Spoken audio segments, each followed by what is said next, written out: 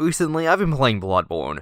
It's the kind of game that teaches you that no matter how hard something is, you shouldn't give up. If you power through the difficulty, you may even find yourself enjoying it. You'll find yourself going up against difficult challenges and roadblocks. You may not succeed at first, but when the going gets tough, get tougher. Even if you died once or twice, that doesn't mean that you should just give up. You learn most from failure. If at first you don't succeed, try again. I would have hated Bloodborne 2 years ago. When I first played Mega Man 2, I didn't have this mindset. I thought it was a cheap, horribly aged game because of how much I struggled through it. Then I played it on stream like a year later, and I really enjoyed it. It did get kind of dumb near the end, but I had a great time nonetheless. It's really ironic how I didn't like it originally because it was hard. I'm not about to say that Mega Man is the Dark Souls of platformers, but they're more similar than you would think. They both present challenges that they encourage the player to get better at and overcome. That was even a mindset when developing Mega Man 2. First game didn't sell well, but the developers still wanted to make a sequel. Due to these low sales, Capcom only agreed to let them develop Mega Man 2 if they worked on it as a side project. Yeah, the game that popularized the series was a side project. They were so determined to make a better game that they powered through only being able to work on it on the side. Me and this game go way back. Okay, not one of the first games I ever played way, but one of the first games I tried to review on this channel. Emphasis on tried. I couldn't beat it back then. I gave up at Wily 2, which is odd to me because that stage isn't very hard. Because I couldn't beat it, I made a video on Super Mario World instead. That video sucks, so don't watch it. But anyway, if I've ever had unfinished business with a game before, it's definitely Mega Man 2. So next up in the Mega Man Classic Marathon, we're taking a look at Mega Man 2. Let's see how well it holds up. It was so fun just talking about the same game all the time. That did not last long. After the events of the first game, Dr. Wily's at it once again with 8 more Robot Masters, this time made by Wily to specifically counter Mega Man. Mega Man wins anyway, Wily escapes again, and roll credits. Mega Man takes a long walk through the seasons, puts down his helmet now that his days of fighting Wily are finally over. Lol, JK, still got 10 more games to cover. The story is actually told in-game this time, which is a real step up from the first game. Like seriously, that manual borders on really bad fanfiction. And without the manual, Dr. Wily could have been an evil doted old salesman for all I knew. Now that that's out of the way, on this episode of Bad Box Art. Not as bad as last time, but still pretty meh. I mean, we have remnants of something resembling Mega Man. He's all blue and everything. He's got a gun for some reason though. And hey, look at that, there's Crash Man and Quick Man. Things from the actual game. I can't believe it, someone actually played the product this time. From here on out, the box art isn't anywhere near as bad. They look kind of generic, but not really worth talking about. First thing you'll notice when you boot the game up, other than this kick-ass intro and title screen, is that there's a difficulty select this time.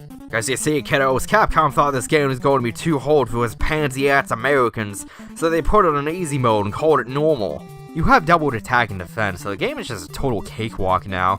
The easy mode makes it a good entry point of the series, so that's great for any new players out there. But difficult is the original Japanese difficulty, so that's what I'll be playing on.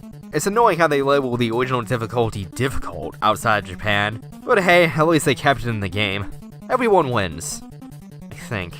This time you've got 8 Robot Masters to deal with, but it's the same formula as last time. You play a stage, you fight a boss, you get a new weapon. That weapon does more damage against another boss, giving you an easier time to take him down.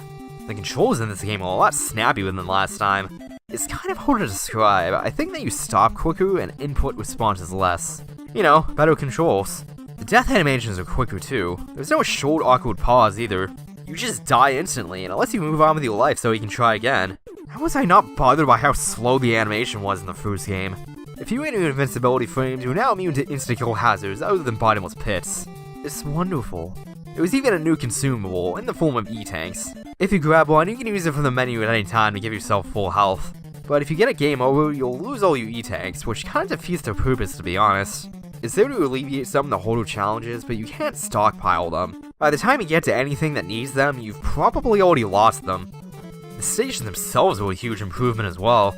In the first game, we had 1 really good stage, 3 good but nothing special stages, and 2 annoying stages. In Mega Man 2, every stage is good. No 2 stages feel similar either. Mega Man stage is going through cloudscapes with death pits that actually make sense for once. Double Man stage has waterfalls that are just lovely on YouTube's video quality. And Woodman stage even has you run through a forest with a bunch of robotic wildlife. My favorite stage had to be Quick Man's. You run away from giant death lasers. Unless you're quick about it, you'll die. It is a vertical stage, but since it's based around falling, it feels more natural than something like a Lekman stage. You can even cheese your way through the stage by using Time Stop to freeze instant death in place. Stages do feel a little shorter than last time, but they all felt concise. They all have unique mechanics, and none overstay their welcome. You can finish each stage in a few minutes when you know what you're doing, which I like for this kind of game. Even the weaker stages were enjoyable. My least favorites were probably Crash and Metal. And Crash Man stage is a little too slow paced for me. It's not anywhere near bad, just slow. I wasn't too fond of the conveyor belts in Metal Man stage. It just made the stage kind of funky to play through. The amount of disappearing blocks in Heat Man stage were annoying, but they can be easily skipped with item 2, so not a big deal. The low points of the main stage are nowhere near bad, just not as good. But real talk about Heat Man. All the other Robot Masters are menacing and confident, like, yeah, think you got what it takes? Let's go, motherfucker. And then there's Heat Man, like, yo, what's up, dudes? Heat Man? More like Blaze Man. Speaking of which, the stores can be replaced with birds for some reason. It's dumb and makes no sense, but it's kind of funny. And you know, what's up with Flash Man stage having ice physics? What is this stuff? Glass? Maybe? Didn't know I was playing Little Big Planet. The weapons in this game are great too. Air Shooter is good for enemies above you, Quick Boomerang is a good weapon in general, and you can even freeze time with a Time Stopper. None of this matters of course, this game has metal blades. These things make everything else obsolete. It shoots in 8 directions, kills just about everything, and has so much ammo that you can spam it with little consequence. This thing borders on being a straight Mega Buster upgrade. 3 of the 8 Robot Masters are even weak to this thing, including Metal Man! That's just mean. On average, you can realistically use the Metal Blades for the majority of stages and still have enough ammo left over for the boss if you need it.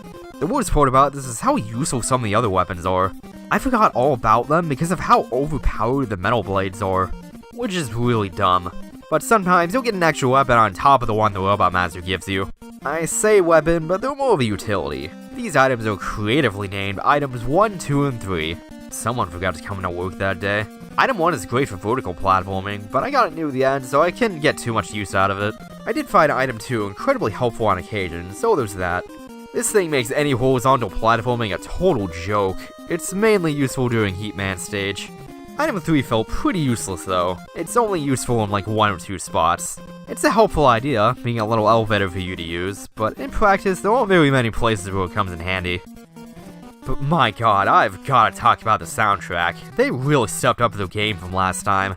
First game had a decent soundtrack, but 2's is just godly. Every track is awesome. Like, jeez dude, it's hard to pick a favorite. There's Flashman and Crashman that I really like, and Wily 1 is so good that it practically became a theme for the series. This soundtrack is 8-bit tunes at their finest. It's amazing what they were able to do with such limited sound. The graphics are just as good as last time too, probably even more so. Every stage looks distinct, and everything's more animated than last time. Look at all this, well, flashing in Flashman stage. Just like last time, everything still looks really nice. The only issue is sprite flickering.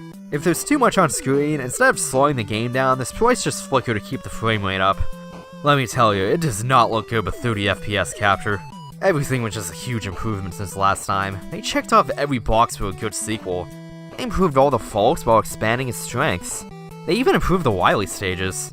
Alright, this is technically spoilers, so skip to here, but hey, I'm just being courteous. The first stage is pretty standard fare.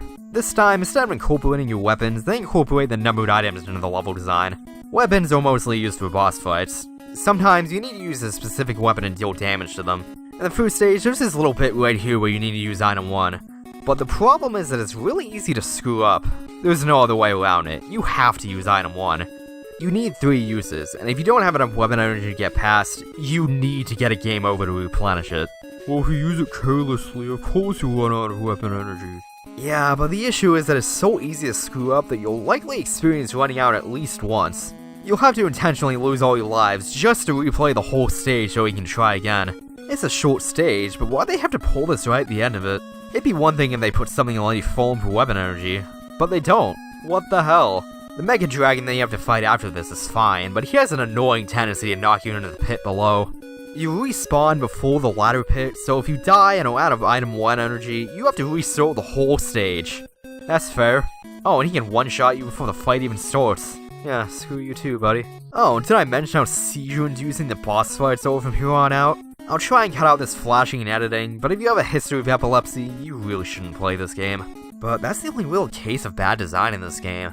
Otherwise, the game is just really well designed. Especially for the NES. Oh no. I forgot about Boo Beam Trap. This boss is, honest to God, one of the worst bosses I've ever had the displeasure of fighting. This is not a boss. This is a puzzle.